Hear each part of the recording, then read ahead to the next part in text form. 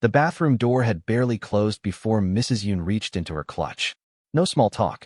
No preamble. Just a folded check placed on the marble counter between them like it was the most natural thing in the world. Like she had done this before. Like she fully expected it to work. Shayla Adams looked down at the number. $2 million. She didn't gasp. She didn't step back. She just stood there, in her gold dress, in a bathroom on the second floor of the Fontainebleau Miami Beach, and looked at a check that was supposed to end everything. Her relationship, her presence in this world, her access to a man who had looked at her like she was the only real thing in a room full of performance. Mrs. Yoon spoke first. I want you to understand that this isn't about who you are. You are clearly a remarkable young woman. Her voice was gentle, almost warm. That was the disturbing part. She wasn't angry. She wasn't cruel in any obvious way. She was the kind of dangerous that wears kindness as a coat. This is about what my son's life requires. He has obligations you cannot be part of. I am offering you the ability to walk away with your dignity, your business funded, and your future secured. Most women in your position would consider that generous. Most women in your position. Shayla heard those words, and something shifted inside her. Not rage. Something older and quieter than rage. Something that had been waiting in her chest for a very long time. She picked up the check. She folded it once. She placed it back in Mrs. Yoon's hand and closed the woman's fingers around it slowly, deliberately, like she was returning something that was never hers to begin with. Then she looked Mrs. Yoon directly in the eyes and said, My mother took a check like this once. I watched what it did to her for 20 years. So with respect, Mrs. Yoon, I don't need your money. And I'm not going anywhere. She walked out. The door closed behind her. And Mrs. Yoon stood alone in that marble bathroom, holding $2 million in her hand, looking at the door and feeling something she had not felt in a very long time. She felt like she had made a mistake. This is the story of Shayla Adams, Cha Eun-woo, and the night a check revealed exactly who everyone in that room really was. If this is your first time here, welcome. If you have been here before, you already know we do not do surface-level stories on this channel. We go all the way in. So make sure you subscribe right now, hit that notification bell so you never miss a story, and drop a comment below. Have you ever been in a room where someone underestimated you so completely they embarrassed themselves? Because Shayla is about to show us exactly what that looks like. To understand why Shayla Adams did not flinch at $2 million, you have to go back. Not far back, just far enough. Shayla grew up in Jacksonville, Florida, in a house that always smelled like her mother's cooking and something else underneath it, something harder to name. A kind of tension that never fully left. A silence that sat in the corners of rooms. Her mother, Diane Adams, was the kind of beautiful that made people stop mid-sentence. Brilliant, too, the kind of woman who could walk into any room and understand it within 3 minutes. She had plans once. A whole life mapped out in her head. She was going to open a catering business. She had a name picked out. She had a logo sketched in a notebook she kept on her nightstand. When Shayla was 7 years old, a man came into their lives. He was powerful, polished. He looked at Diane the way men look at things they want to own. And for a while, Diane let herself believe it was love. It wasn't. When his family found out, they moved quickly and quietly the way powerful families always do. A man in a suit came to their house on a Tuesday afternoon. Shayla was sitting on the stairs where she wasn't supposed to be, small enough to be invisible, watching through the banister. She watched her mother sit at the kitchen table. She watched the man in the suit place papers in front of her. She watched Diane's hand shake as she picked up the pen. $300,000 and a conversation that lasted 11 minutes. That was the price of Diane Adams' silence and disappearance from a powerful man's life. Diane took the money. She had a 7-year-old daughter and no safety net, and she was afraid. Nobody who has never been afraid like that gets to judge her for it. But the woman who signed those papers was not quite the same woman who woke up the next morning. Something had been taken from her that the money never replaced. The catering business never happened. The notebook sat on the nightstand for 3 more years before Shayla stopped seeing it. Diane spent the rest of her life being competent and present and quietly, privately smaller than she was supposed to be. Shayla watched all of it. She never forgot any of it. And she made herself one promise so deep it wasn't even a conscious thought anymore. It was just part of her structure, like bone.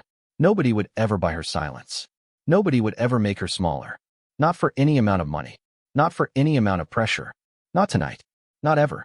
Shayla Adams was 29 years old, and she had built everything she had with her own hands. Her design studio in Wynwood, Miami, Adams' interior studio, was not a hobby. It was not something she fell into. It was something she constructed deliberately, painfully, from a Florida A&M degree and $4,000, and the kind of stubbornness that people try to call a personality trait, when really it is a survival mechanism. She started with small residential projects. Apartments. A restaurant renovation in Little Havana that a food blogger photographed and posted, and suddenly everyone wanted to know who did the interiors. Then a boutique hotel in Coral Gables. Then a corporate headquarters in Brickell. 5 years of saying yes to everything, sleeping 4 hours a night, learning every mistake by making it herself, until Adams' interior studio had a waiting list and a reputation that nobody had handed her. She was not rich, but she was real. She had built something that told the truth about who she was every single day. Which is exactly why, on a Tuesday morning 6 months before that gala, when her studio was shortlisted for a Yoon Foundation design commission, she walked into that pitch room the same way she walked into every room, like she belonged there, because she did. She was not thinking about Cha Eun-woo when she walked in. She was thinking about the project, about what she wanted to say, about the fact that she had spent 3 weeks preparing a presentation that was not about impressing anyone, but about telling the truth about what good design actually does. Eun-woo was supposed to be in the meeting for 15 minutes. He stayed for 2 hours. Not because of the slides, not because of the portfolio, though it was exceptional. He stayed because of one thing she said about 12 minutes into her presentation, almost as an aside, like she was thinking out loud rather than pitching. Good design doesn't perform wealth. It reveals character. Anyone can make a space look expensive. I want to make spaces that tell the truth about who lives in them. The room went quiet in a specific way. The way rooms go quiet when someone says something that is obviously true, but that nobody has said out loud before. Eun-woo looked up from the table. He looked at her the way you look at someone when you realize the conversation you thought you were having is actually a completely different and more interesting conversation. What does that mean in practice? He asked. Tell the truth about who lives in them. She looked back at him, completely unbothered by the fact that this was the heir to one of Florida's most powerful family empires asking her a follow-up question like a student. It means I ask different questions than other designers, she said. I don't ask what you want your space to look like. I ask what you want your space to feel like to stand in at 6 in the morning when nobody is watching. That answer tells me everything. He was quiet for a moment. Then he said, nobody has ever asked me that question. She gave him the commission. He gave her the project. And 3 weeks later, he called her directly, not through his assistant, not through the foundation coordinator, and asked if she would have dinner with him. Not as a client, as himself. She said yes, but she was careful. She had seen enough of the world to know that powerful men and genuine intentions were not always the same thing. She watched him over the first few weeks the way she watched a new space before she touched it, quietly, carefully, looking for what was real underneath what was presented. What she found surprised her. He was not performing. He was genuinely curious about her work, her life, her opinions on things that had nothing to do with him. He asked questions and then listened to the answers instead of waiting for his turn to speak. He was funny in a dry, quiet way that sneaked up on her. He remembered small things she mentioned once and brought them back weeks later like he had been carrying them carefully. He was also honest about the weight he carried. He did not pretend his family was simple or that his life was without complication. On their 4th date, sitting on the water in Fort Lauderdale, he told her something that she thought about for days afterward. I have spent most of my life being the answer to a question I was never asked. Does that make sense? It made complete sense. What she did not fully understand yet, what would not become clear until much later, was exactly how heavy that answer was. Exactly what his family had been engineering around him for years. Exactly what she had walked into when she walked into that pitch room. But that was later. For 5 months, what they had felt like something honest being built between two honest people. They were careful with each other in the way people are careful when they know something is real and fragile at the same time. She did not perform ease she did not feel. He did not perform certainty he did not have. They were two people figuring out something together and being truthful about it. His mother knew about Shayla from the 2nd month. Mrs. Yoon Hae-rin had not built a dynasty by being uninformed. She had sources inside her son's life. Not spies exactly, but a network of people who understood that keeping Mrs. Yoon informed was simply part of how the family operated. She knew Shayla's name, her background, her business, her neighborhood, the school she graduated from, and the fact that her father was not in the picture long before Eun-woo ever said Shayla's name out loud at home. She watched. She waited. She did not move immediately because impulsive people make mistakes, and Mrs. Yoon Hae-rin had not survived 37 years of building an empire by being impulsive. She waited for the right moment. She waited for the gala. The Yoon Foundation annual gala was held every year at the Fontainebleau Miami Beach, and it was the kind of event that meant different things to different people depending on where you stood in the room. For Florida's political class, it was an opportunity.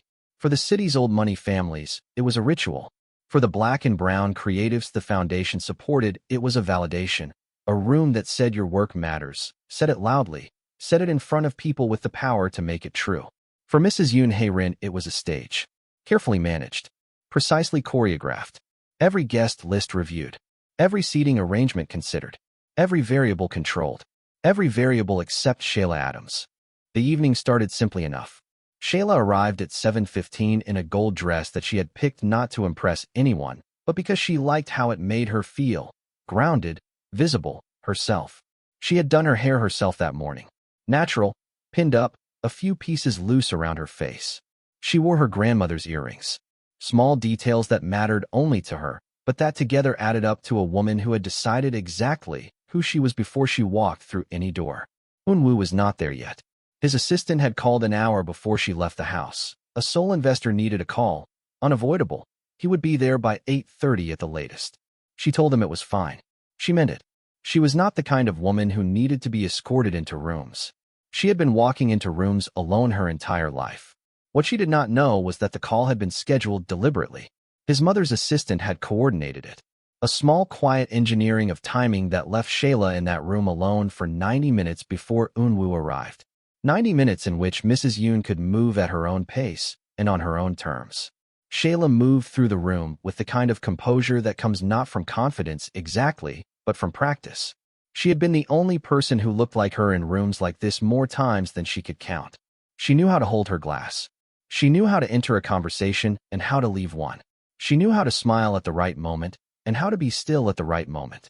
She had learned all of this not because she wanted to perform anything, but because navigating these spaces without armor was something she had simply gotten good at out of necessity.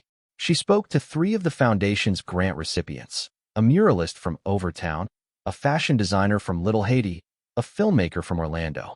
These were the conversations she actually wanted to have. These were her people.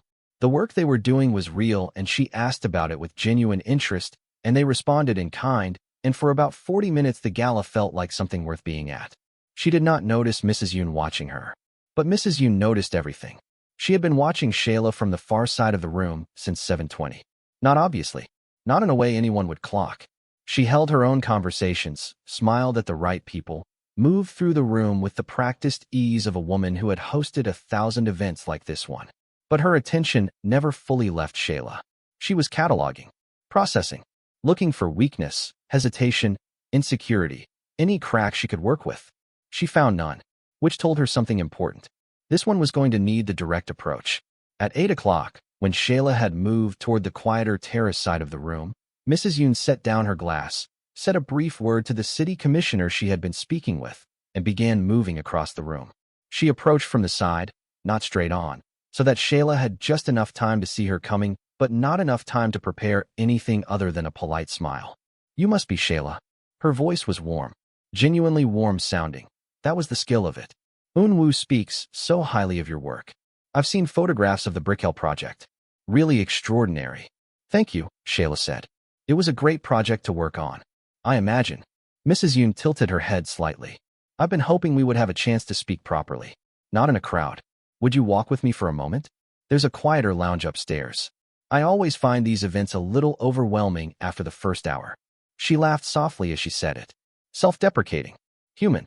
Shayla looked at her for just a fraction of a second longer than the moment required. Something in her gut said wait. But she was a guest in this woman's event, in this woman's world, and the woman was her boyfriend's mother, and refusing to have a private conversation with her would have been a statement in itself. So she nodded. She followed. The lounge on the second floor was beautiful and empty. The sound of the gala filtered up from below, music, laughter, the low hum of 200 conversations happening at once.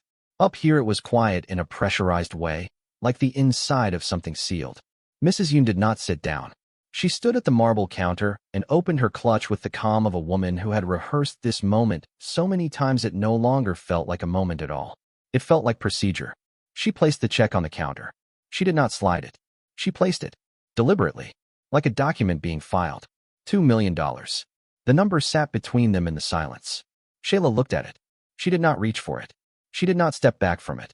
She simply looked at it the way you look at something you expected and hoped would not come, but knew eventually would. Then Mrs. Yoon spoke. And what she said was so much worse than the money. I want you to understand that this isn't about who you are. Mrs. Yoon's voice was exactly the same as it had been downstairs. Gentle, almost kind, like she was delivering news to someone she genuinely cared about. You are clearly a remarkable young woman. Your work is exceptional. The way you have built your business from nothing is genuinely impressive. I mean that. She paused. Let the compliments land. Let Shayla feel seen and acknowledged before the blade came out. It was a masterful technique, and she had perfected it over decades. But my son's life is not a simple thing. It carries obligations that existed long before you met him and will exist long after. There are responsibilities to this family, to our partners, to everything his father spent his life building, that require a very specific kind of partnership at the top. Not because of anything lacking in you, but because of what this family needs to survive and grow. She gestured briefly toward the check without touching it. I am offering you $2 million. Your studio fully funded for the next 5 years. Your future secured. The ability to walk away from a situation that will become increasingly painful for you with your dignity completely intact. I have made this offer to women before you. Every one of them was wise enough to accept it. Every one of them went on to build good lives. She smiled. Small. Final. Most women in your position would consider that generous. Most women in your position. The room was completely quiet. Shayla stood still for a long moment. Long enough that Mrs. Yoon may have thought she was calculating. May have thought the silence was hesitation. May have thought she was watching a woman decide how to accept gracefully. She was not calculating. She was back in Jacksonville. She was 9 years old and sitting on the stairs where she was not supposed to be and watching through the banister as her mother's hand shook over a piece of paper. She was watching Shayla Adams sign away something that could not be replaced by any amount of money. She was watching the exact moment her mother decided that survival was worth more than self. She was watching what that decision cost over the next 20 years, the slow, quiet erosion of a brilliant woman into a careful shadow of herself.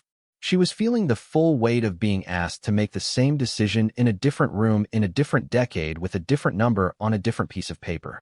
And she was feeling something else too. Something that was not anger, and was not fear, and was not grief exactly. It was clarity. The specific sharp clarity that comes when you realize you are standing at a crossroads your whole life has been moving toward, and the choice is actually very simple. She picked up the check. She folded it once. Carefully, like it was something that deserved to be handled properly before being returned. She took Mrs. Yoon's hand, gently, no aggression, no performance, and placed the folded check into her palm and closed the woman's fingers around it slowly. Then she looked at her directly. My mother took a check like this once. The man's family sent someone to the house on a Tuesday. I was sitting on the stairs. I watched her sign the papers. She took the money because she was scared and she was alone, and she thought it was the only choice she had. Her voice did not waver. Not once. I watched what that decision did to her for 20 years. Not the money. The decision. The moment she agreed that she was worth less than what someone else needed her to disappear. She never fully came back from that.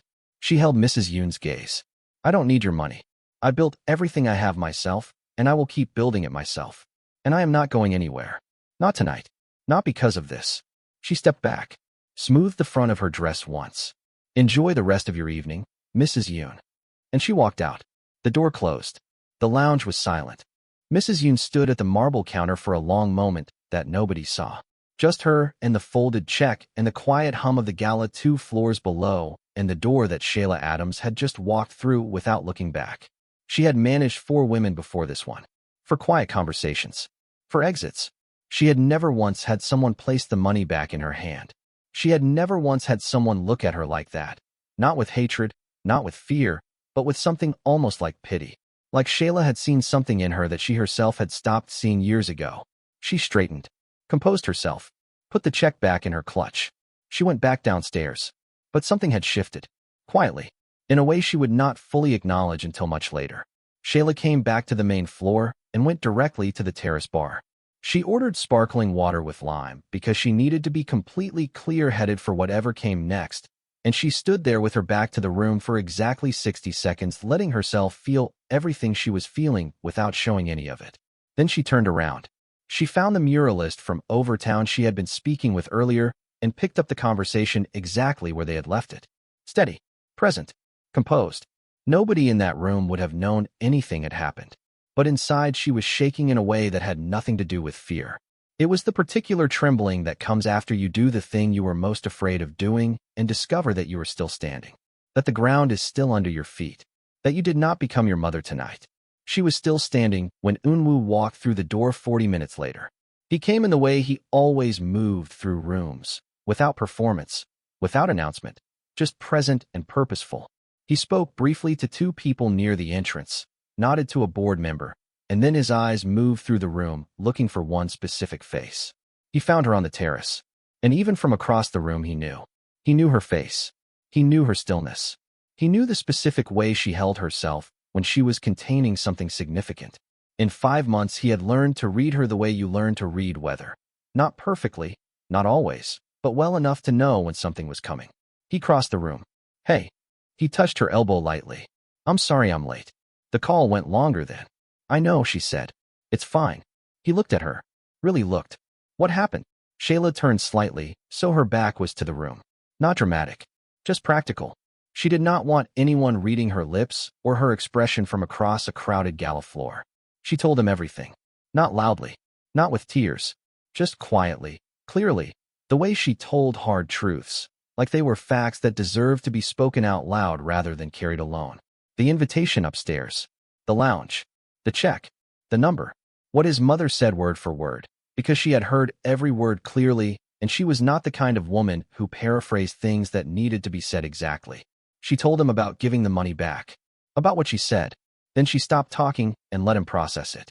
She watched his face during the silence. He was not explosive. He was not the kind of man who performed anger for an audience. But she could see something moving behind his eyes, a cold, heavy recognition settling into place like a stone dropping through water and finding the bottom. This was not entirely a surprise to him. That was the thing she could see most clearly on his face. Not shock. Recognition.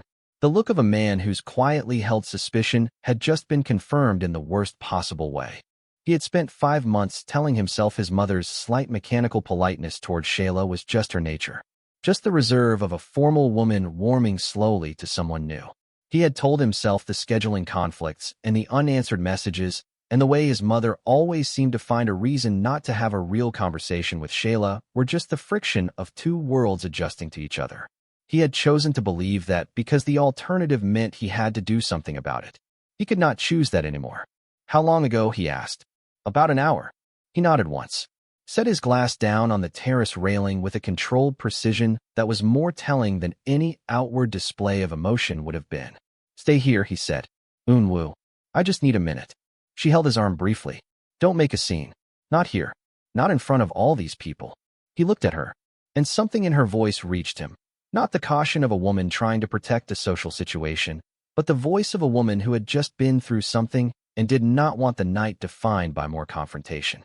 Who needed the person she loved to handle this with the same steadiness she had just demonstrated upstairs. He covered her hand with his for a moment. No scene, he said quietly. I promise. He found his mother near the main floor speaking with the city commissioner she had been with earlier. He waited.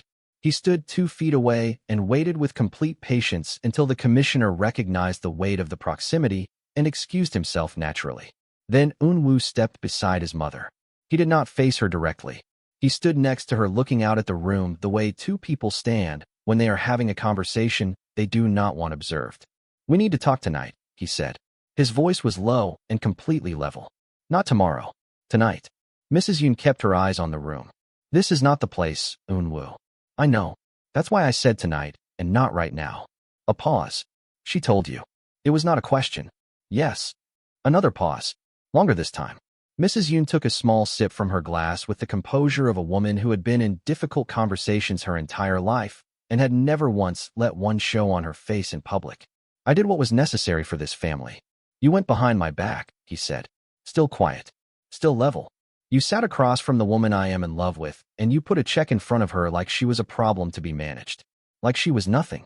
I handled a situation that you have been unwilling to face. We will talk about it tonight. He finally looked at her. Brief. Direct. All of it. Whatever you think you were handling. All of it. He walked away before she could respond. He went back to Shayla on the terrace. He did not report what was said.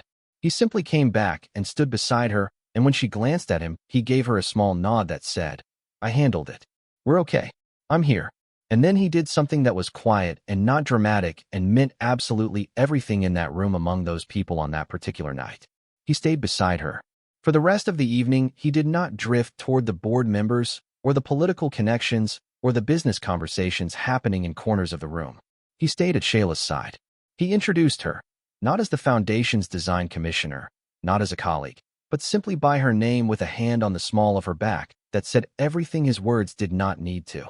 In that world, in that room, among those 200 people who all understood the language of proximity and positioning and whose presence meant what, that was not a small thing. That was a declaration written in body language that everyone in that room could read fluently. Mrs. Yoon watched from across the room.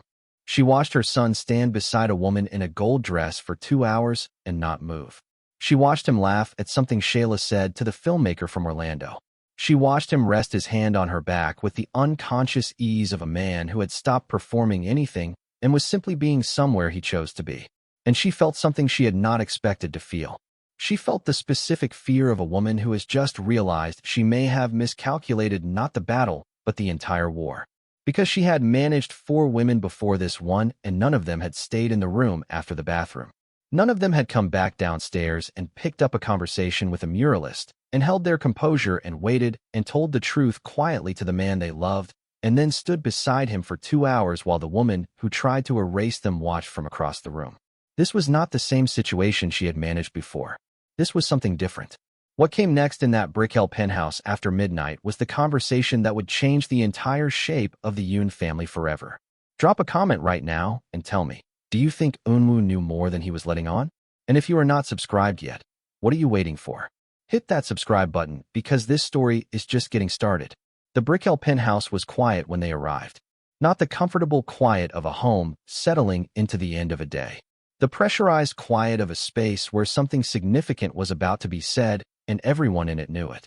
The kind of quiet that is weight. Eunwoo had called ahead to let his mother know he would be coming. She was already there when they arrived. Sitting in the main living room in a chair by the window with a cup of tea she was not drinking, still in her gala dress. Composed in the particular way she was always composed, which was to say completely and at great cost. Shayla sat on the sofa across from her. She had not been asked to wait outside. Eunwoo had not suggested it. He had simply brought her in with him, and that itself was its own statement. This conversation would happen in front of her because she was the reason for it, and she deserved to be present for it. Mrs. Yoon looked at Shayla briefly when they came in. Then she looked at her son. Eunwoo sat down. He did not pace. He did not stand over anyone. He sat and he leaned forward with his elbows on his knees, and he looked at his mother the way you look at someone you love and are furious with simultaneously. Tell me everything, he said. Not the version where you were protecting the family. Everything. Mrs. Yoon set down her tea. You want everything, she said quietly. Then I will give you everything. And she did. She told him about the Orlando project first. The $340 million development corridor that had stalled 18 months ago when an environmental lawsuit froze the permits. She told him about the over-leveraged hotel properties, 2 of them, numbers he had never been shown because she had managed the books in a way that kept the exposure off the main reports he reviewed. She told him about the Seoul audit, Korean financial regulators quietly reviewing the parent accounts, looking for irregularities in offshore holdings that had been structured a certain way during a period when certain things were done a certain way and the regulations had since changed. She told him about the Shin family. This was the part that made the room go very still. The Shin family, one of South Korea's most established second-generation conglomerate families with a Florida real estate subsidiary, had a daughter, Shin Yuna, educated in London, polished, whose family had been in quiet conversation with Mrs. Yoon for 2 years, whose family had agreed in principle to a $200 million capital partnership contingent on Eunwoo entering a formal courtship arrangement before the end of the year. Not a forced marriage. Mrs. Yoon was careful to say that. A courtship. An arrangement with room for genuine connection to develop.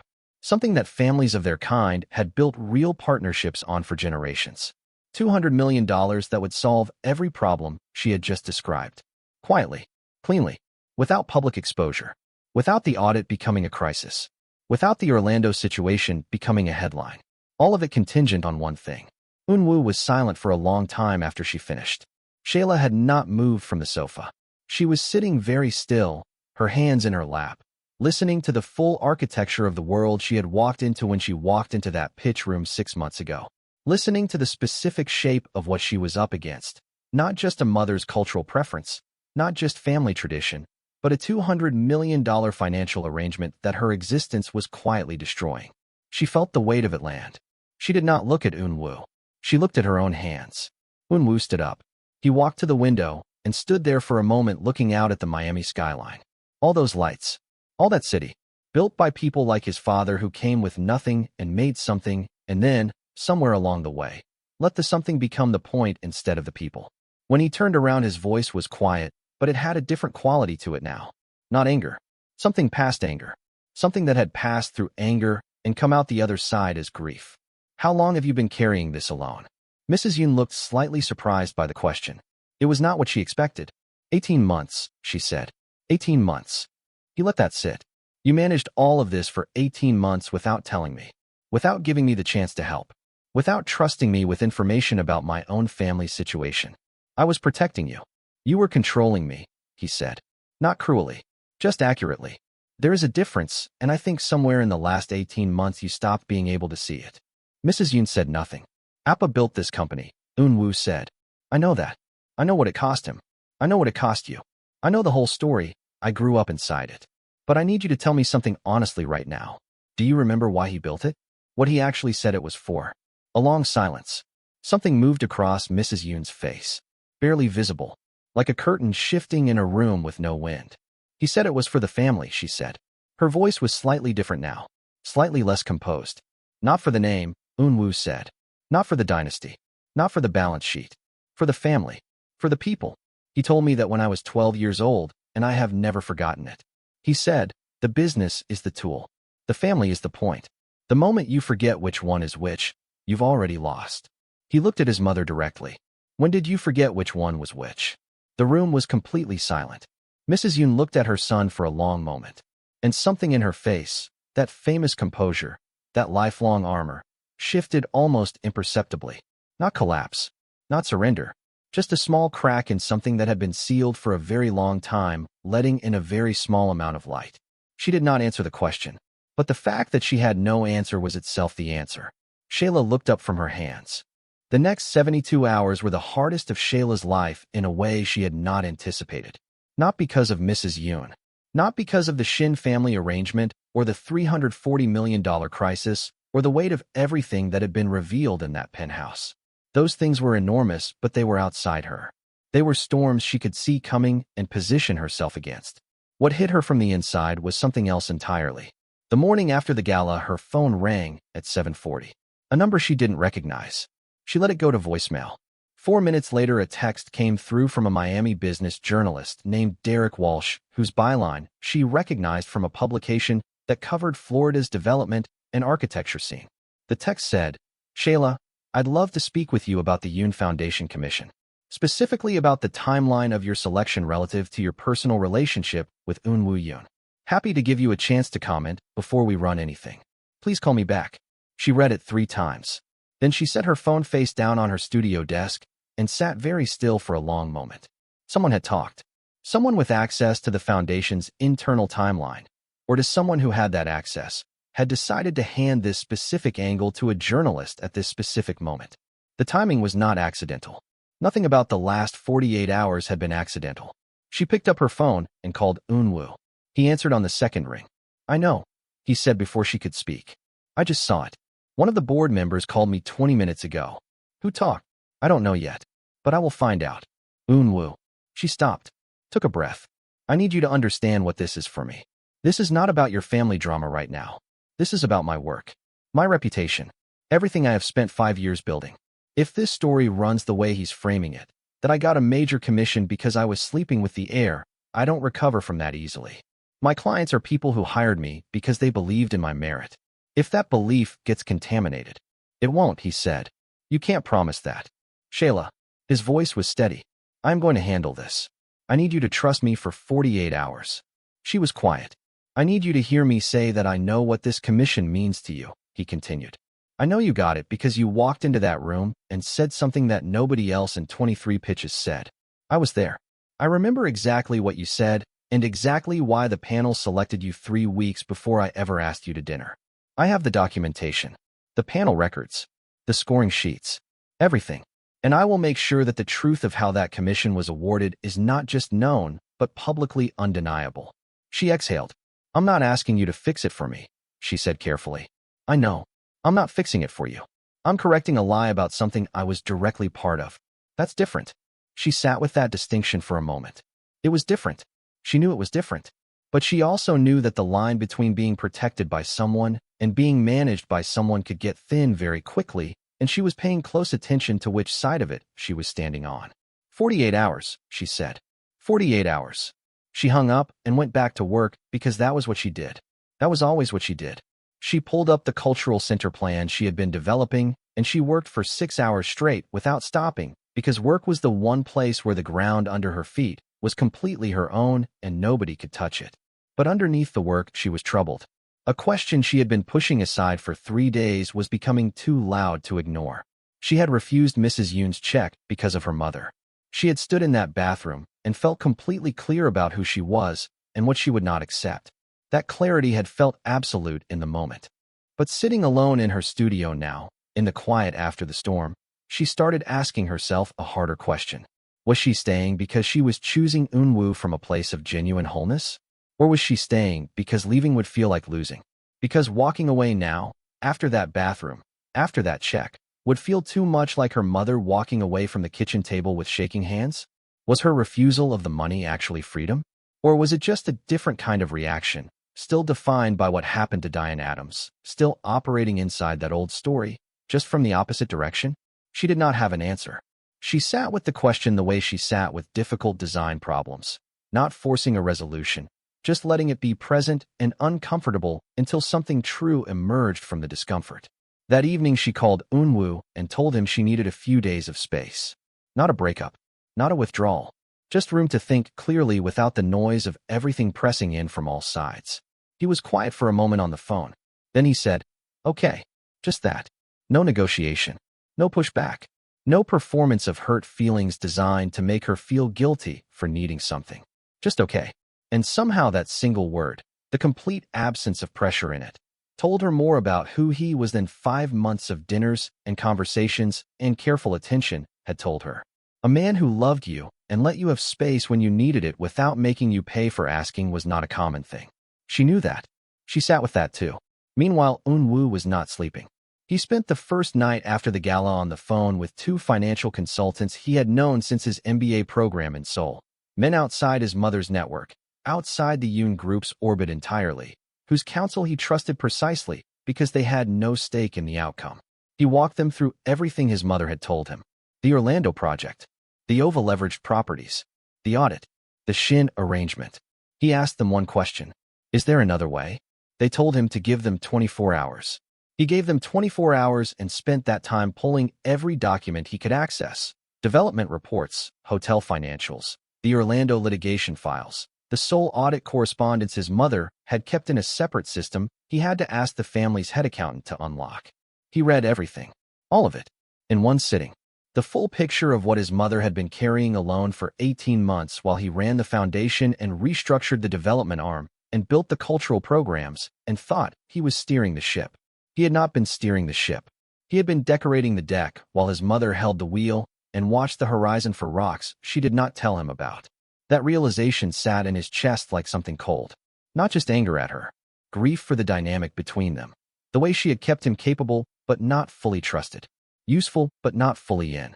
The heir who was being prepared to inherit everything except the knowledge of what everything actually cost. When the consultants called back on the second night, they had something. It was not perfect. It was not clean, but it was real. The alternative solution had 3 parts. The first part was a direct capital raise through 2 private equity firms with existing relationships in Florida's development corridor, firms that had approached the Yoon Group twice in the past 3 years and been turned away because Mrs. Yoon did not want outside equity touching the family's core holdings. Eun-woo called both firms himself, not through assistants, not through intermediaries, himself, at 11 o'clock at night, explaining the situation with the kind of directness that serious money responds to. Both firms indicated interest within 48 hours.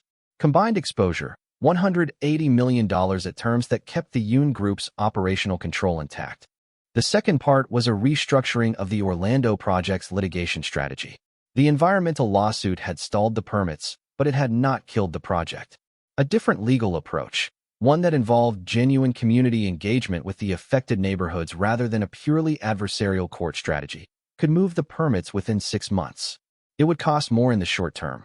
It would take longer, but it would not require selling the family's soul to get there. The third part was the hardest. The Fort Lauderdale Marina. It was a non-core asset in terms of revenue. It contributed less than 4% to the Yoon Group's annual income. But it was the first property Yoon Jae-sung had ever purchased in Florida. The place where he had taken his son fishing on Sunday mornings when Eun-woo was small enough to fall asleep on the boat. The place where, 6 months before he died, he had sat with Eun-woo on the dock at sunset and told him that the business was the tool and the family was the point. Selling it felt like selling a piece of his father. Eun-woo sat with that feeling for a long time. Then he thought about Shayla sitting alone in her studio asking herself hard questions. He thought about his mother sitting in that penthouse with 18 months of impossible weight on her shoulders and no one to share it with, because she had decided that sharing it meant losing control of it. He thought about 4 women before Shayla who had taken checks and disappeared, and what it said about a family that its solutions always involved making people smaller or making people disappear. He thought about what his father actually said on that dock. The business is the tool. The family is the point. He called the marina's property manager the next morning and told him to prepare the asset for sale. The Yoon Group board meeting happened on a Thursday afternoon in the Brickell Tower's main conference room. 12 people around a table, senior executives, 2 independent directors, the family's head legal counsel, and Mrs. Yoon at the head.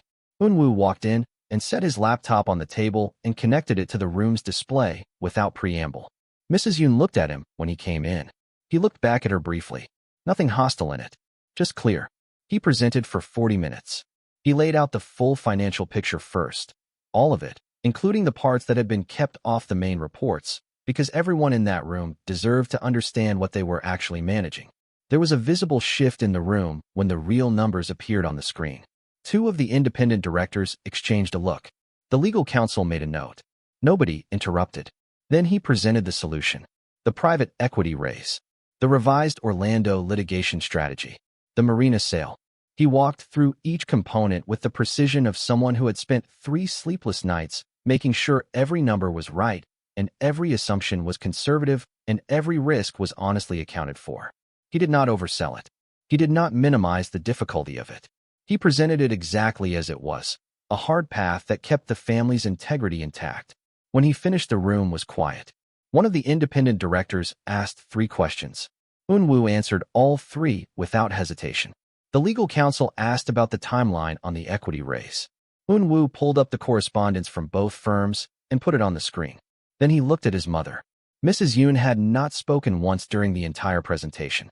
She had sat at the head of the table with her hands folded and her expression unreadable and watched her son dismantle and rebuild the family's future in 40 minutes in front of 12 people. She was looking at the screen where the marina property details were displayed. The first property her husband ever bought in Florida.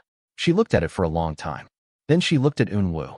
And something happened in her face that the board members would not have been able to identify, but that Eun-woo recognized immediately because he had seen it once before, on the day his father died, when she stood in the hospital corridor and realized that the person she had built everything with was gone and she was going to have to carry all of it alone. That specific expression of a woman confronting the full weight of something she cannot manage away or control or handle with composure. She was not looking at a board presentation. She was looking at her son, really looking at him, perhaps for the first time in years without the filter of dynasty and obligation and fear sitting between her eyes and what was actually in front of her.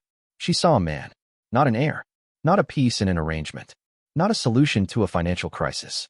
A man who had stayed up for 3 nights because his family needed him and he refused to let fear be the only answer available. A man who was selling his father's marina not because it was easy, but because it was right. A man who was doing, quietly and without announcement, exactly what his father would have done. She looked down at her folded hands. "Call the vote," she said quietly to the legal counsel. The vote was unanimous. After the board cleared out, Eun-woo sat alone in the conference room for a few minutes. Just sitting, letting the adrenaline of 3 sleepless nights and 40 minutes of presentation settle out of his body. His phone buzzed. A message from Shayla. It said, "I heard about the press conference. You didn't have to do that." He typed back, "I know. I wanted to." 3 dots appeared, disappeared, appeared again. Then, "Can I come to your office tomorrow morning?" He looked at that message for a moment. At the particular weight of what it meant.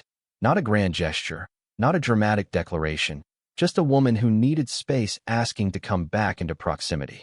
Quietly, on her own terms, in her own time. He typed back, "I'll be here." He set his phone down and looked out the conference room window at the Miami skyline. Somewhere across the city, Shayla Adams was sitting in her Wynwood studio looking at cultural center plans and asking herself the last of the hard questions. Somewhere in a Brickell penthouse, Mrs. Yoon was sitting with her tea and her late husband's photograph, and the specific silence of a woman beginning to reckon with something she had been avoiding for a very long time. The marina was going to be sold. The family was going to survive. Shayla arrived at the Brickell Tower at 9:15 in the morning.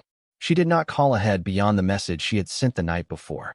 She wore a white linen shirt and dark trousers and her hair down and no jewelry except her grandmother's earrings, which she wore the way some people wear a particular prayer, not for anyone else, just for themselves. Eun-woo's assistant met her at the elevator and walked her to his office without making her wait in the lobby, and that small courtesy meant more to her than the woman probably knew. He was at his desk when she came in. He stood up when he saw her. He looked like 3 nights of almost no sleep and the particular kind of exhausted that comes not from laziness, but from carrying something heavy a long distance. But he was steady, present, completely there. "Hey," he said. "Hey," she said. She sat in the chair across from his desk. He came around and sat in the chair beside her rather than staying behind the desk, because he was not interested in any arrangement that put furniture between them right now. They were quiet for a moment. Then Shayla said, "I need to tell you something I have never told anyone clearly." He waited. She told him about her mother the way she had never told it before. Not the abbreviated version she had given Mrs. Yoon in that marble bathroom. The full version. Diane Adams at her most brilliant. The plans, the notebook, the name she had picked for the catering business. The man, the suit, the Tuesday afternoon, the papers, the shaking hand, the pen. She told him what it felt like to be 9 years old and watch your mother decide she was worth less than what someone needed her to disappear. She told him what it did to Diane over 20 years, not dramatically, not all at once, but slowly and consistently the way water changes the shape of stone. She told him that she had spent her entire adult life building something that could not be taken from her, because she had watched what happened to a woman who had nothing that was entirely her own when the pressure came. She told him that when Mrs. Yoon placed that check on the marble counter, she had felt the full weight of her mother's story land on her shoulders, and she had made a choice in that moment that was about far more than $2 million, or one relationship, or one powerful family. She had made a choice about who she was going to be. Then she said the harder thing. "But I have been sitting alone in my studio for 3 days asking myself whether I was staying for the right reasons. Whether I was choosing you because I genuinely want to build something with you, or whether I was staying because leaving would feel like becoming my mother. Because I was so determined not to be paid off and pushed out that I confused the determination with the choice." She looked at him directly. "I needed to know the difference. For myself. Before I came here." He was quiet for a moment. Looking at her with the focused attention she had come to understand was just how he listened, completely, without reservation, without preparing his response while she was still speaking. "And," he said, "and I know the difference now." She leaned forward slightly. "I am not staying to prove anything to your mother. I am not staying to break a cycle or honor my mother's story or make a point about what I will and will not accept. Those things are true, but they are not the reason." She held his gaze. "I am staying because you are the most honest person I have been in a room with in my entire adult life. Because you let me have 3 days of space without making me feel guilty for needing it. Because you corrected a lie about my work not to rescue me, but because the truth mattered to you. Because you sold your father's marina not because it was easy, but because it was right. Because when I told you about my mother in the worst bathroom conversation of my life, you looked at me like I had just given you something valuable instead of something broken. She stopped. That is why I am staying. Just that. Just you. Eun-woo looked at her for a long moment. Then he said, quietly, my mother has been so afraid of losing what my father built that somewhere along the way she became willing to lose everything my father actually cared about. And I have been so careful not to become the kind of son who causes problems that I almost became the kind of man who lets the people he loves get managed in marble bathrooms while he takes convenient phone calls. He leaned forward. I don't want to be that man. I don't want to run a dynasty that eats people. I want to build something that tells the truth about who lives in it. He said it simply, directly. Her own words from a pitch room 6 months ago returned to her as a declaration. She felt something settle in her chest. Not the giddy settling of a fairy tale resolution. The deeper, quieter settling of something real, finding its foundation. So what do we do now, she asked. Now, he said, we build. 6 weeks later, Shayla Adams was in her Wynwood studio at 6:47 in the morning. Same hour she was always there. Same barefoot on the concrete floor. Same coffee going cold beside her drafting table because she always forgot to drink it once the work pulled her in. But the plans in front of her were different. The Cultural Center Commission, Little Haiti, fully funded by the restructured Yoon Foundation under Eun-woo's direct oversight, was the largest and most significant project of her career. A space designed to hold the full complexity of a community's identity. Not to perform anything. Not to impress anyone. To tell the truth about who lived in it. Her words, built now in steel and glass and light. She heard the studio door open behind her. She did not turn around because she knew the sound of how he entered a room. Without announcement, without performance, just present. He set a coffee beside her on the drafting table. Fresh. Hot. He had learned by month 3 that her coffee was always cold and had decided to simply bring new coffee rather than suggest she drink it faster. He looked over her shoulder at the plans. It's good, he said. She did not look up. I know. He laughed softly. She smiled without meaning to. Outside, Miami was waking up. The Wynwood murals caught the early light the way they always did. Vivid and unapologetic and entirely themselves. Somewhere across the city in a brick-held penthouse, Mrs. Yoon was having her morning tea in the particular quiet of a woman who had recently put down a weight she had been carrying so long she had forgotten what her own hands felt like empty. She was not at peace exactly. Peace would take time and honesty and conversations that had not happened yet. But she was no longer afraid. And for a woman who had been operating from fear for 18 months, disguised as control, that was not a small thing. The marina sold 3 weeks later. The private equity raise closed cleanly. The Orlando litigation took a new direction. The Shin family was informed respectfully and finally that the arrangement would not be moving forward. They understood. These things happened. The business relationship between the families remained intact because real partnerships do not actually require the sacrifice of people to survive. Mrs. Yoon called Shayla 2 weeks after the board meeting. Not to apologize. She was not there yet, and pretending she was would have been its own dishonesty. She called to say one thing. My son has not fought for anything the way he fought these last 3 weeks. In 33 years. I thought you should know that. Shayla was quiet for a moment. I know, she said. I see him. A pause. Good, Mrs. Yoon said, and hung up. It was not a warm reconciliation. It was not a fairy tale ending. It was 2 strong women acknowledging each other across a real distance with the particular respect of people who have tested each other and found something neither expected. Not an enemy, not an ally, but something more complicated and ultimately more durable than either. The distance between them might close. It might not close completely, but the war was over. If this story moved you, if you saw yourself anywhere in Shayla's fight, in Eun-woo's reckoning, or even in Mrs. Yoon's fear, drop a comment below and tell me where. Tell me the moment that hit hardest. Tell me if you would have taken the check. Because I genuinely want to know. If you are not subscribed yet, this is your sign. Hit that subscribe button right now. There are more stories like this one coming. Stories about love and power and what people are willing to fight for when everything is on the line. You do not want to miss a single one. And if you know someone who needs to hear this story, someone who has ever been underestimated, managed, or handed a check and told to disappear, share this video with them today. Shayla Adams did not take the money, and she never looked back.